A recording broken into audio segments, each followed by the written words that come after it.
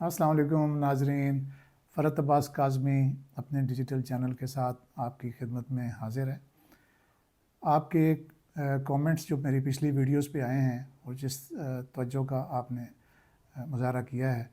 اور اس میں جو سوالات اٹھائے گئے ہیں، ہم کوشش کریں گے کہ آج ان سوالات کا احاطہ کریں۔ اس میں جو بہت زیادہ لوگوں نے مجھے ان باکس جو سوال کیا ہے وہ ایف آئی آر کے بارے میں ہے، تو میں یہ چاہتا ہوں کہ آپ کو آج بتاؤں کہ ایف آئی آر نمبر 1 کن جرائم کی ایف آئی آر درج ہو سکتی ہے، نمبر 2 واقعے کے کتنی دیر کے بعد آپ کو ایف آئی آر درج کرانی چاہیے، اور نمبر 3 اگر ایف آئی آر درج نہ ہو تو پھر اس صورت میں آپ کو کیا کرنا چاہیے۔ تو میرا خیال ہے کہ جو ہمارا تیسرا پورشن ہے وہ بہت ہی امپورٹنٹ ہے، وہ آخر میں ہی آئے گا اور وہ آپ کو ویڈیو کے آخر میں تک آپ کو سننا پڑے گا ویڈیو کو۔ اور اس میں یہ بھی ضروری ہے کہ آپ کو یہ بتایا جائے کہ ایف آئی آر ہے کیا۔ تو ایف آئی آر مخفف ہے فرسٹ انفارمیشن رپورٹ، اور یہ ضابطۂ فوجداری کی جو ہماری دفعہ 54 ہے اس کے تحت پولیس جو ہے وہ پابند ہے کہ وہ ہر ایسے جرم کی ایف آئی آر درج کرے جو قابل دست اندازی پولیس ہو۔ اب میں تھوڑا سا آپ کو یہ بھی بتا دیتا ہوں کہ قابل دست اندازی جرم کیا ہوتے ہیں، کہ وہ جرائم جن میں پولیس بغیر وارنٹ کے اریسٹ کر سکتی ہے وہ قابل دست اندازی جرائم کہلاتے ہیں، اور جن جرائم میں پولیس بغیر وارنٹ کے یعنی خود انیشیٹو نہیں لے سکتی اور ان کو وارنٹ لینا پڑتا ہے کورٹ سے یا میجسٹریٹ سے، وہ ناقابل دست اندازی جرائم کہلاتے ہیں۔ خدا نہ خواستہ آپ کسی بڑے یا کسی چھوٹے واقعے کا شکار ہو گئے ہیں اور جس میں آپ داد رسی کے لیے پولیس کے پاس جانا چاہتے ہیں، پولیس کی ہیلپ لینا چاہتے ہیں، اس کا جو سب سے پہلا طریقہ تو یہ ہے کہ فوری طور پہ آپ موبائل فون اپنا نکالیں، اگر وہ چوری نہیں ہوا ہے کسی صورت میں تو آپ فوری طور پہ 151122 یا جو بھی آپ کے ڈسٹرکٹ یا آپ کے ضلع میں نظام موجود ہے پولیس کو کمپلینٹ کرنے کا، آپ بالفور اطلاع کریں۔ جو قریب ترین پولیس کی موبائل ہوگی یا پولیس کا کوئی آفیسر گشت پہ ہوگا وہ بالکل آپ کے پاس پہنچ جائے گا۔ ایک طریقہ تو یہ ہے کہ آپ اس کو اپنا بیان دیں گے اور آپ کے اس بیان پر پولیس افسر کو یہ سمجھ ہوتی ہے کہ وہ آپ کے بیان کو ایویلویٹ کرتا ہے کہ اس پہ کون سی دفعات لگ سکتی ہیں، تو آپ کی ایف آئی آر کے لیے آپ کا بیان وہی موقع پہ ہو جائے گا۔ دوسری صورت یہ ہوتی ہے کہ آپ کے ساتھ واقعہ ہوا ہے اور آپ پولیس کو بر وقت اطلاع نہیں کر سکے، تو پھر آپ پولیس اسٹیشن میں جا کے بھی ایف آئی آر درج کرا سکتے ہیں۔ آپ کا بیان وہاں پہ براہ راست آپ کا بیان لیا جائے گا اور اس کو وہی آپ کا جو بیان ہوتا ہے وہی ایف آئی آر کے سارے کنٹینٹ اسی بیان کے مطابق ہوتے ہیں۔ پھر وہ پولیس افسر جو ہے وہ آپ کو آپ کا بیان پڑھ کر سناتا ہے اور وہ اس بارے میں اپنا ایفیڈیوٹ بھی اسی بیان کے نیچے لکھتا ہے کہ میں نے یہ بیان پڑھ کے فلاں فلاں کو سنایا ہے، جس نے اپنے بیان کو صحیح تسلیم کیا اور پھر اس نے نیچے اپنے دستخط کیے ہیں، اور ان جو دستخط کرتے ہیں آپ لوگ یا انگوٹھا لگاتے ہیں آپ لوگ جو بھی صورت ہو، تو اس کی وہ پھر تصدیق بھی کرتا ہے، ویریفیکیشن کرتا ہے وہ اس دستخط کی۔ اور پھر اسی طریقے سے جہاں پہ پولیس افسر یہ لکھتا ہے کہ میں نے اس واقعے کو ریکارڈ کیا ہے اور اس نے اپنے دستخط کیے ہیں اور میں نے اپنے تصدیقی دستخط کیے ہیں، تو یہ تو ہوگی آپ کی تھانے میں جا کے رپورٹ۔ اگر کوئی ایسی صورتحال ہے کہ آپ کسی بیرون ملک میں ہیں اور آپ یہاں پہ نہیں ہیں، آپ تھانے میں نہیں پہنچ سکتے،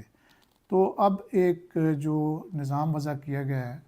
کمپلینٹ ریڈرسل سسٹم کے تحت، ہر ضلع کی پولیس کی طرف سے ایک ای میل مہیا کی جاتی ہے۔ آپ اس ای میل کے ذریعے بھی قابل دست اندازی جرم کی اطلاع وہ آپ ڈسٹرکٹ پولیس آفیسر کو بھیج سکتے ہیں، اور ڈسٹرکٹ پولیس آفیسر جو ہیں وہ متعلقہ جو بھی پولیس اسٹیشن ہوگا اس میں اس کمپلینٹ کو بھیجیں گے، اور آپ کی جو ایف آئی آر آپ کی جو ای میل آئے گی اس کو باقاعدہ طریقے سے ایک نمبر ایشو کیا جائے گا اس کمپلینٹ کو، اور آپ کو اس نمبر سے آگاہ کیا جائے گا۔ تو ناظرین، جب آپ تھانے میں جاتے ہیں اور ایک صورت تو یہ ہوتی ہے کہ آپ نے بیان دیا اور آپ کی ایف آئی آر درج ہو گئی، اب دوسری صورت یہ ہوتی ہے کہ آپ نے تھانے میں جا کے رپورٹ درج کر دی، یا آپ نے ای میل کر دی، یا آپ نے ٹیلی فون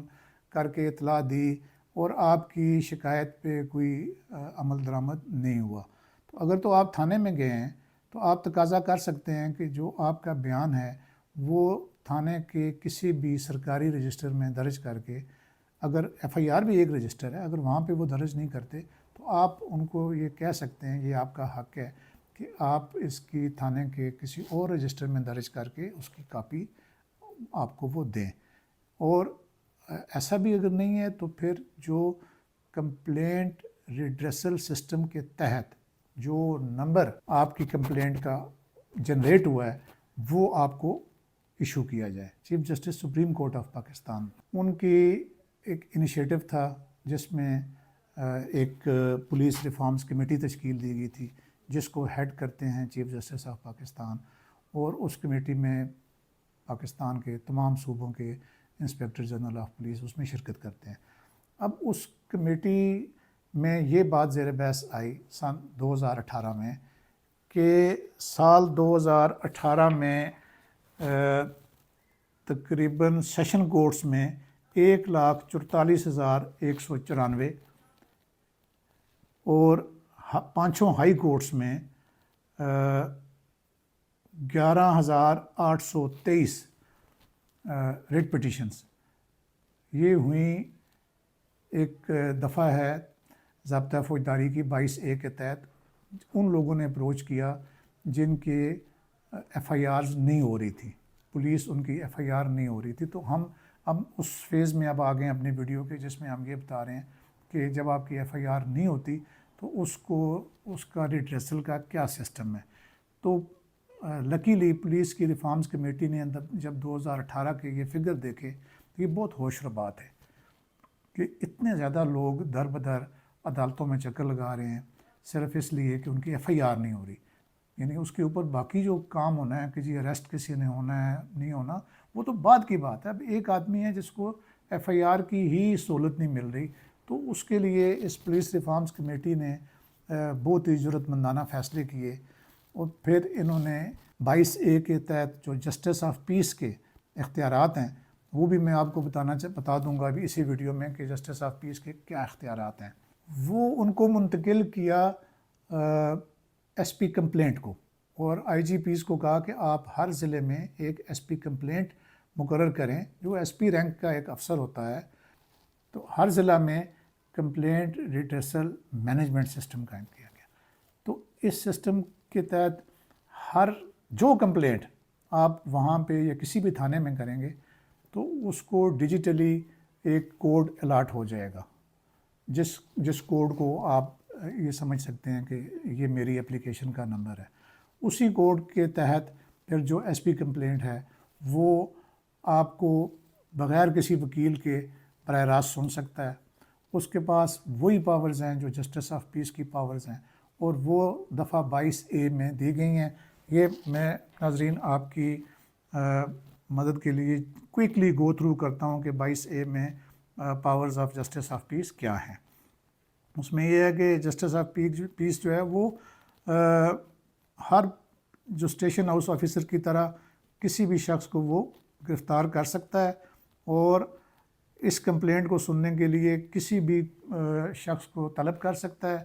کسی بھی ڈاکومنٹ کی ویریفیکیشن متعلقہ اداروں سے وہ کروا سکتا ہے، اور کسی بھی پولیس آفیسر کو جو ایف آئی آر کرنے کی راہ میں رکاوٹ ہے یا کر سکتا ہے اور نہیں کر رہا اس کو بھی طلب کر سکتا ہے۔